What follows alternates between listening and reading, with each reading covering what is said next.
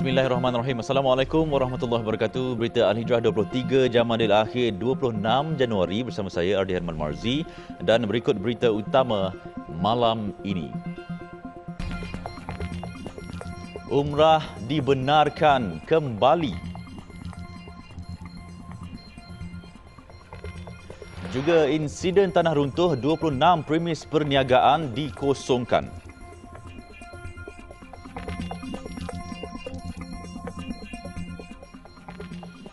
Umat Islam boleh kembali mengerjakan ibadah umrah mulai 8 Februari ini.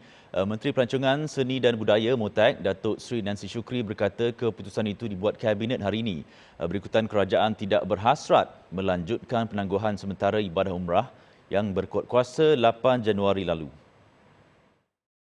Bagaimanapun, beliau berkata garis panduan prosedur operasi standard SOP baharu susulan penarikan semula penangguhan itu akan dibincangkan secara terperinci termasuk bersama agensi umrah. Menurut beliau, seperti mana dinyatakan dahulu, penangguhan umrah hanya berkuat kuasa 1 bulan sahaja. Justru bermula 8 Februari ini, agensi pelancongan umrah boleh meneruskan aktiviti umrah seperti yang diputuskan Kabinet hari ini. Jelasnya, SOP baru akan dibincangkan bersama agensi pelancongan umrah, ia termasuk pilihan lokasi untuk jemaah dikuarantinkan selepas pulang dari Tanah Suci. Kerajaan sebelum ini mengumumkan penangguhan ibadah umrah buat sementara waktu berkuat kuasa 8 Januari lalu.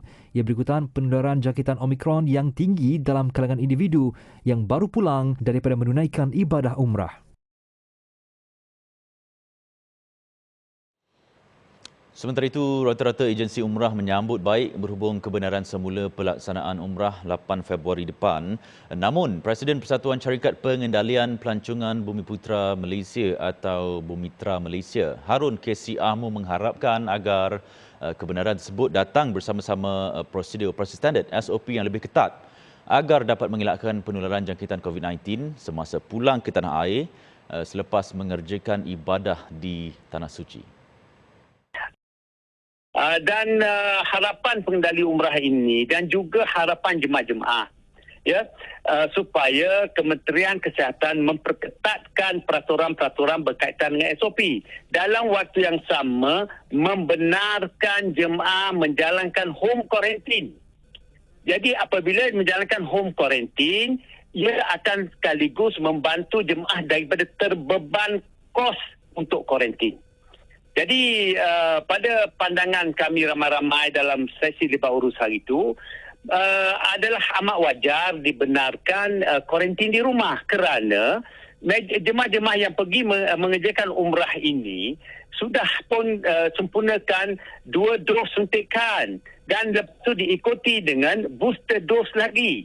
Jelasnya, bagi jemaah yang melakukan kuarantin kendiri di rumah, mereka perlu mematuhi segala SOP yang disediakan dan dikenakan hukuman berat jika mereka melanggar perintah tersebut dengan sengaja sepanjang kuarantin. Justru beliau amat mengharapkan agar kerajaan membuat keputusan terbaik dalam memperincikan SOP baharu untuk kebaikan para jemaah dan agensi-agensi umrah yang sudah terkesan sejak Mac 2020 yang lepas. Sementara itu, beliau juga berharap agar kerajaan tidak lagi membuat penangguhan ibadah umrah yang ketiga pada masa hadapan kerana keputusan itu hanya bakal membuatkan agensi pelancongan serta jemaah berdepan dengan kesusahan sekali lagi. Baik, kita ke perkembangan insiden tanah runtuh di Lestari Perdana Bandar Putra Permai di Serdang, Selangor. 26 buah kedai di kawasan terjejas diarah mengosongkan premis serta-merta bagi mengelak situasi lebih buruk berlaku. Arahan pengosongan itu dilakukan selepas pihak pejabat daerah dan tanah petaling serta Majlis Bandaraya Subang Jaya mendapati masih terdapat pergerakan tanah mendap di sepanjang 150 meter lokasi insiden. Ketua Polis Daerah Serdang ACP AA An Balagan berkata beberapa penghuni yang tinggal di bahagian atas kedai berkenaan juga turut mengosongkan premis mereka sejak semalam. Laluan di kawasan berkenaan juga ditutup untuk semua kenderaan. Arahan pengosongan itu dibuat bagi memberi laluan kerja-kerja pembaik pulih oleh pihak kejuruteraan dan kontraktor yang dilantik pihak MBSJ.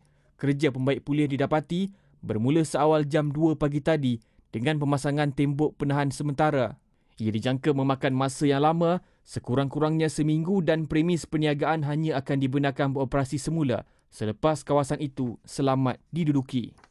Dan kedai-kedai yang terlibat di kawasan 100 meter ataupun 150 meter yang awal sebelah sana itu adalah 17 kedai yang terlibat dan sebelah sini adalah 9 kedai. Jadi kita pihak PDRM bersama dengan agensi-agensi keselamatan lain seperti Bomba dan juga MPSJ telah mengawal keadaan di sini dan kita telah memaklumkan kepada tuan punya premis-premis agar perniagaan mereka tidak dapat dijalankan demi keselamatan pihak mereka juga. Pihak PDRM juga telah membuka pusat kawalan bagi memastikan keselamatan kawasan itu terjamin. Dalam pada itu, Pegawai Daerah Petaling Datuk Johari Anwar berkata insiden berpunca daripada pergerakan tanah runtuh. Ia tidak ada kena-mengena dengan insiden runtuhan berlaku di kawasan berhampiran sebelum ini. Kita masih siasat sebab kalau kita lihat sebenarnya daripada segi graviti air tu dia daripada sini menurun ke bawah lah. So dia kalau dekat sana dia tak ada kaitan dengan yang apa yang pernah berlaku di bahagian hujung itu dengan apa yang berlaku di sini. Justru tindakan awal daripada kontraktor yang dilantik dengan menanam 12 cerucuk besi di sekitar 3 meter daripada tembok penahan yang runtuh. Ia berkemungkinan akan dipanjangkan lagi ke kawasan lain yang dikenal-pasti berisiko sebelum pembaikan secara keseluruhan dilakukan.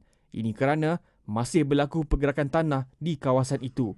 Kerja-kerja siasatan punca kejadian juga masih diteruskan. Semalam sebanyak 5 kenderaan yang diletakkan di tepi jalan LP1 Palang 2, Lestari Perdana Bandar Putra Permai rosak selepas tanah mendap berlaku di kawasan itu. Bagaimanapun, tiada kemalangan jiwa dilaporkan dalam insiden itu. Pemilik sebuah syarikat yang mengendalikan 2 restoran di Nilai Negeri Sembilan didenda RM30,000 oleh Mahkamah Session Seremban atas pertuduhan menggunakan logo halal yang tidak sah tahun lalu. Kesalahan itu dilakukan di restoran Ginger Noi Thai Kitchen dan restoran Harum Manis di Mesa Mall, Bandar Baru Nilai. Hakim Muhammad Sabri Ismail menjatuhkan hukuman denda itu terhadap pemilik syarikat Seribu Rasa Sendirian Berhad, Nadaraja, 59 tahun, selepas mengaku bersalah terhadap 2 pertuduhan yang dikenakan terhadapnya.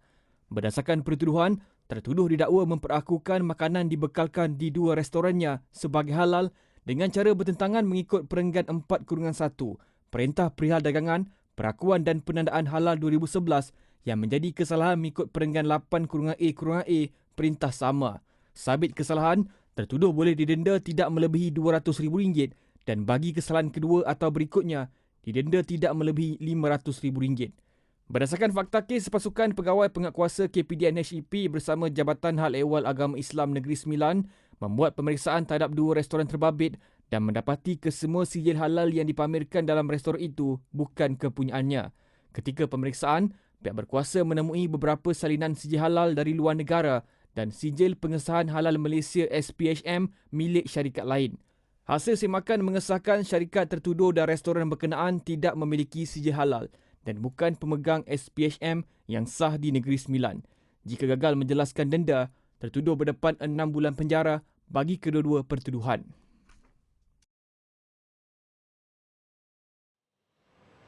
Seorang ketua pegawai eksekutif sebuah syarikat penyediaan perkhidmatan kandungan komunikasi didakwa di Mahkamah Session Kuala Lumpur hari ini atas 26 pertuduhan memberi rasuah RM85,000 kepada kakitangan sebuah syarikat telekomunikasi sebagai upah kerana memberi maklumat pelanggan kepada syarikatnya 8 tahun lalu.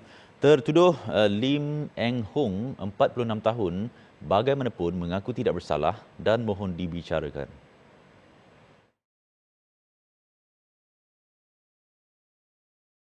Mengikut pertuduhan pertama sehingga ke-26, Eng Hong didakwa telah secara rasuah memberikan suapan berjumlah RM85,000 kepada seorang lelaki yang juga kaki tangan sebuah syarikat telekomunikasi melalui akaun bank atas nama seorang wanita. Jumlah rasuah yang diberikan itu paling rendah adalah RM800, manakala paling tinggi RM10,000. Wang rasuah itu sebagai upah kepada kaki tangan syarikat telekomunikasi tersebut kerana memberikan maklumat aduan pelanggan kepada syarikat milik tertuduh yang mana ia daripada portal sistem perkhidmatan pelanggan syarikat telekomunikasi tersebut. Semua kesalahan itu didakwa dilakukan di HSBC Amanah Cawangan Wangsa Maju antara 3 Disember 2014 hingga 1 September 2016. Tertuduh didakwa mengikut Seksyen 16 Fasal 1(a) Akta Suruhanjaya Pencegahan Rasuah Malaysia SPRM 2009 dan boleh dihukum di bawah Seksyen 24 Akta yang sama. Sabit kesalahan, penjara maksimum 20 tahun dan denda tidak kurang daripada 5 kali ganda nilai suapan atau RM10,000 atau mana-mana lebih tinggi. Selepas mendengar permohonan kedua-dua belah pihak, hakim membenarkan tertuduh diikat jamin RM30,000 bagi kesemua pertuduhan. Tahap kesihatan bekas Perdana Menteri Tun Dr. Mahathir Mohamad dilaporkan semakin pulih. Negarawan itu dilaporkan telah dipindahkan ke wad biasa Institut Jantung Negara IJN hari ini. Perkara itu dinyatakan anaknya Datin Paduka Marina Mahathir dalam satu kenyataan media hari ini. Menurut beliau, berdasarkan penilaian pasukan doktor pakar yang merawat Tun Dr. Mahathir, beliau didapati semakin pulih dan telah dipindah keluar dari unit rawatan koronari ke bilik wad biasa IJN. Tun Dr. Mahathir juga dilapor ceria dan bersemangat untuk kembali pulih sepenuhnya. Bagaimanapun, bagi mengelakkan jangkitan, kedua-dua Tun Dr. Mahathir dan Tun Dr. Siti Hasmah Muhammad Ali tidak dibenarkan menerima pelawat di IJN ketika ini. Berehat seketika, selepas ini vaksin kanak-kanak, ibu bapa masih berbelah bagi. Hasil sebanyak RM42.5 bilion berjaya dikutip Jabatan Kastam Diraja Malaysia JKDM pada tahun lepas, melepasi sasaran awal oleh Kementerian Kewangan iaitu RM40 bilion. Perdana Menteri Datuk Seri Ismail Sabri Yaakob berkata pencapaian jabatan tersebut pada tahun lalu turut membanggakan apabila berjaya menumpaskan kartel dadah antarabangsa bernilai RM5.2 bilion. Selain kejayaan kutipan hasil, tahun 2021 juga telah menyerlahkan keunggulan sektor penguatkuasaan JKDM apabila berjaya menumpaskan kartel pengedaran dadah antarabangsa dengan rampasan dadah seberat 16 tan bernilai RM5.2 bilion. Beliau berkata demikian pada Majlis Perasmian Hari Kastam Sedunia kali ke-40 di Petaling Jaya hari ini dengan tema sambutan memperluas transformasi digital kastam melalui pemerkasaan budaya dan ekosistem data. Turut hadir Menteri Kewangan Datuk Seri Zafrul Abdul Aziz. Dalam pada itu, Datuk Seri Ismail Sabri berkata, kerajaan komited membantu kastam dalam membantras penyeludupan dan memantapkan lagi kawalan sempadan negara.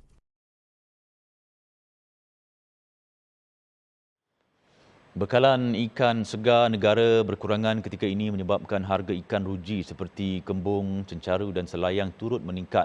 Pengerusi Lembaga Kemajuan Ikan Malaysia LKIM, Datuk Syed Abu Hussein Hafiz Syed Abdul Fassal berkata, masalah itu berlaku ekoran banyak pengusaha kapal laut tidak dapat beroperasi berikutan ketiadaan pekerja asing berpengalaman.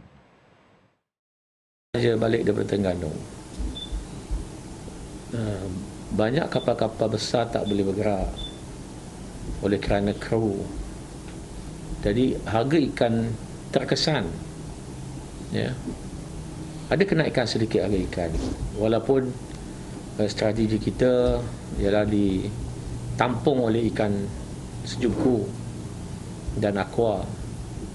Tapi oleh kerana pendaratannya berkurangan, maka berlakulah teori demand and supply, di mana bila supply kurang, harga akan naik.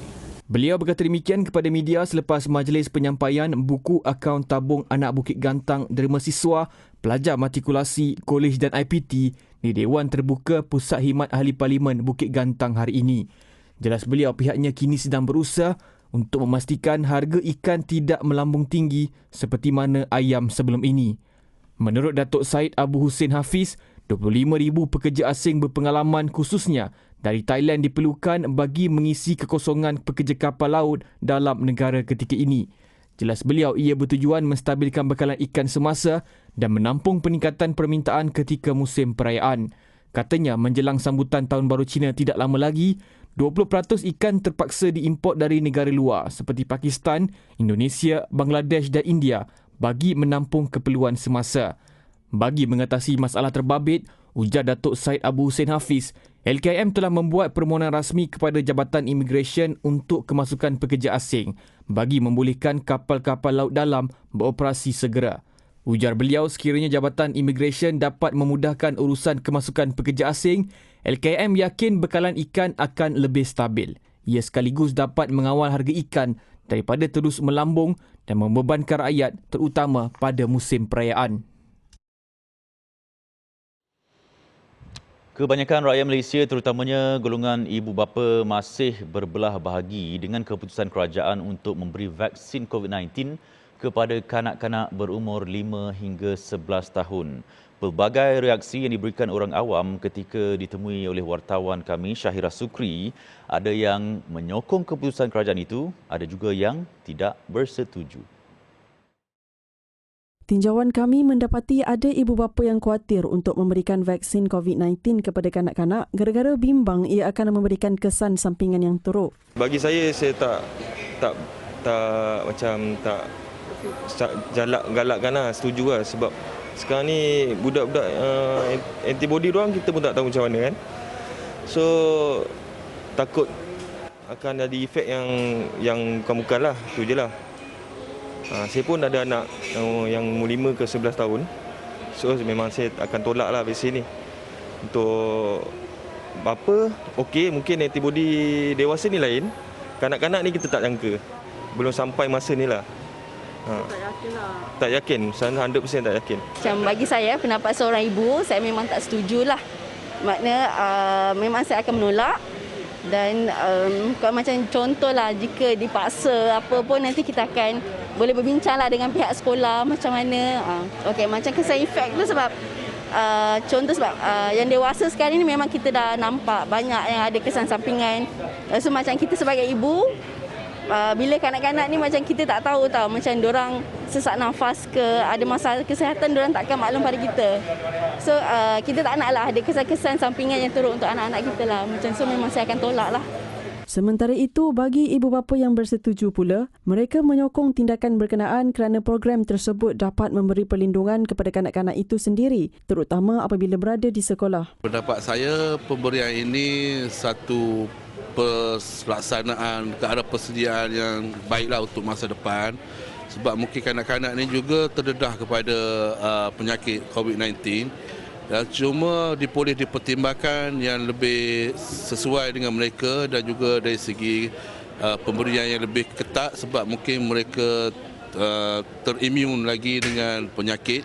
Oleh itu saya sangat setujulah. Mereka terdedah kepada persekitaran yang ramai masa di sekolah tersebut. Jadi ini sedikit sebanyak dapat memberi keyakinan kepada mereka dari segi kesihatan dan juga pemikiran mereka. Bagi saya mudah, sekiranya terbukti berkesan atas kajian sesuai untuk kanak-kanak, dilaksanakan di seluruh dunia, kita yakin, bila yakin kita boleh terimalah untuk pemberian vaksin kepada kanak-kanak. Jelas mereka, Kementerian Kesihatan Malaysia juga perlu memberikan penerangan yang lebih jelas terhadap ibu bapa agar mereka tidak ragu-ragu dengan keselamatan vaksin COVID-19 kepada kanak-kanak 5 hingga 11 tahun. Ia juga bagi membendung salah faham hasil maklumat-maklumat tidak sahih yang berlegar di media sosial. Laporan Syahira Sukri, Berita Al-Hijrah. Dalam pada itu, pakar pediatrik Mawar Medical Center Muhammad Zakrul Razmal Muhammad Pozi berkata beliau menyambut baik pemberian vaksinasi kepada kanak-kanak berusia 5 hingga 12 tahun memandangkan kadar jangkitan membabitkan golongan itu semakin tinggi. Katanya ada di antara mereka mempunyai gejala teruk serta komplikasi yang membimbangkan. Saya secara peribadinya menyokong kempen vaksinasi ini kerana dalam keadaan sekarang kita melihat jangkitan melibatkan kanak-kanak adalah melebihi daripada 500,000 orang pelajar-pelajar yang melibatkan bawah daripada 12 tahun. Tapi pada masa yang sama, kita juga melihat kebimbangan ibu bapa terhadap vaksinasi tersebut, especially melibatkan Pfizer. Jadi apa yang saya harapkan adalah pihak kerajaan atau Kementerian Kesihatan dapat bekerjasama dengan pakar-pakar pediatrik yang sudah ada dalam negara kita, baik di public ataupun di private, supaya kita dapat memberikan vaksinasi ini dengan lebih efektif. Tidak semestinya Pfizer, juga Sinovac juga harus diberikan peluang yang untuk diberikan kepada anak-anak. Dr. Muhammad Zakrour berkata walaupun keberkesanan vaksin COVID-19 ini telah terbukti dengan kes yang menurun dan komplikasi yang rendah, namun kebimbangan ibu bapa terhadap program pemberian vaksinasi kanak-kanak itu harus diberi perhatian. Selain itu, menurutnya dalam usaha meningkatkan program vaksinasi dengan lebih efektif, penglibatan bersama lebih ramai pakar kanak-kanak perlu diambil kira.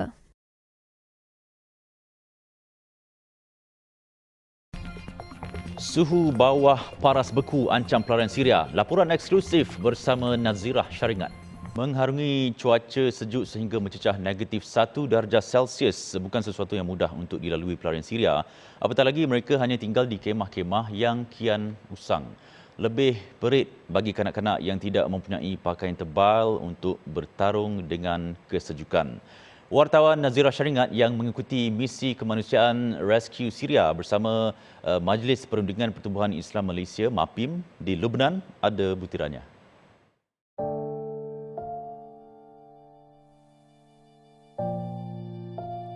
Perit untuk menahan kesejukan masih dapat dilihat di wajah anak-anak ini meskipun ia cuba disembunyikan di sebalik tawa riang mereka menyambut ketibaan delegasi MAPIM di sini. Walaupun angin sejuk, mereka cuba bertahan dengan pakaian yang nipis. Ada yang tidak berkasut, tidak berstokin, malah ada yang terpaksa membiarkan kesejukan menerpa tubuh mereka.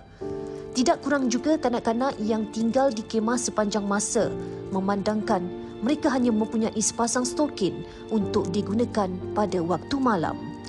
Itu yang dilalui keluarga Abizar Bashir di kem pelarian Arsal untuk menempuh musim sejuk berbaki sebulan lagi.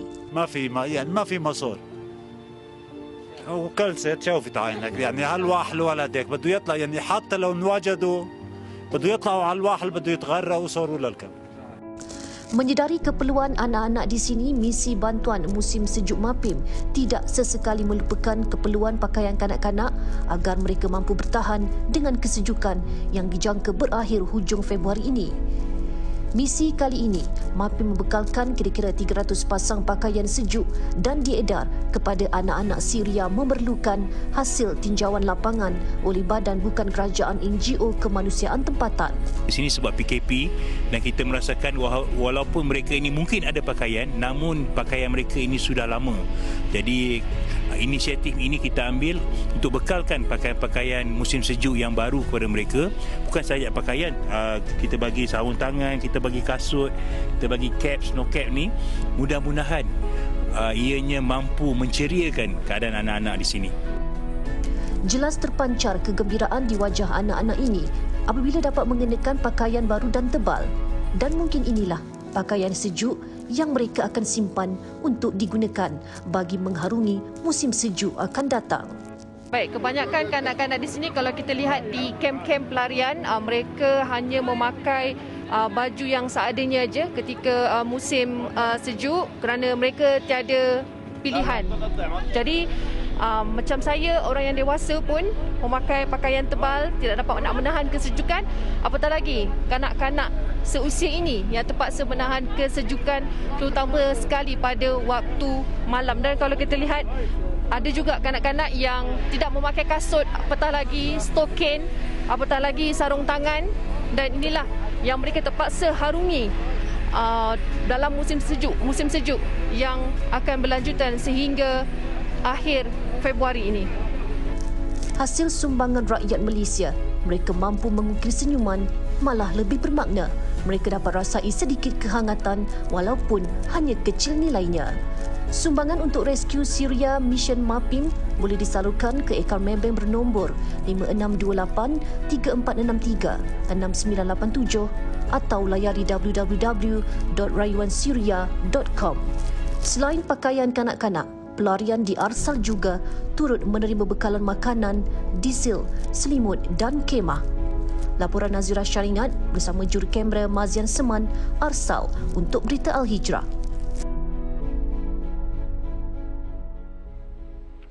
Sekurang-kurangnya 39 orang dilaporkan hilang selepas sebuah bot terbalik di pantai Florida. Menurut mangsa yang terselamat, bot berkenaan berdepan cuaca buruk sebelum terbalik. Kejadian bot karam itu disedari pengawal pantai selepas menerima laporan daripada orang awam yang berjaya menyelamatkan seorang mangsa. Susulan laporan operasi pencarian mangsa yang hilang telah digerakkan pengawal pantai Amerika Syarikat. Menurut mangsa yang selamat, bot terbabit berlayar dari Bimini, Bahamas pada Sabtu lalu dan semua penumpang tidak memakai jaket keselamatan. Pasukan penyelamat giat melakukan tinjauan di kawasan terbabit melalui udara dan air bagi mencari mangsa yang dipercayai sudah hilang di laut selama 3 hari. Pihak berkuasa mengesyaki ia adalah aktiviti penyeludupan manusia. Bahamas yang terletak berhampiran pantai Florida sering menjadi lokasi penyeludupan, membawa orang dari negara Caribbean lain seperti Haiti masuk ke Amerika Syarikat. Arab Saudi dan Thailand umum menjalinkan semula hubungan diplomatik selepas terputus lebih 3 dekad lalu. Hubungan kedua-dua negara itu terjejas sebelum itu seberkaitan kes kecurian batu permata dari Istana Arab Saudi. Pengumuman dibuat selepas kunjungan rasmi Perdana Menteri Thailand Prayut Chan-o-cha ke Riyadh. Dalam lawatan rasminya, beliau bertemu putera mahkota Arab Saudi Muhammad Salman. Melalui hubungan yang dipulihkan itu, kedua-dua negara bersetuju untuk melantik duta masing-masing dalam tempoh terdekat. Arab Saudi dilapor memerlukan pekerja mahir dalam bidang perhotelan, penjagaan kesihatan serta pembinaan dan Thailand bersedia membekalkan tenaga mahir.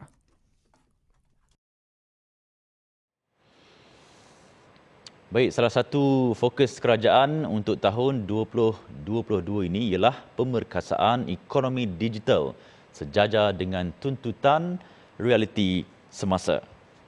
Baik, sekian Berita Al-Hijrah. Layari alhijrahnews.com untuk lagi laporan-laporan menarik dan artikel eksklusif. Saya Ardi Herman, kita jumpa lagi. Assalamualaikum warahmatullahi wabarakatuh. Selamat malam.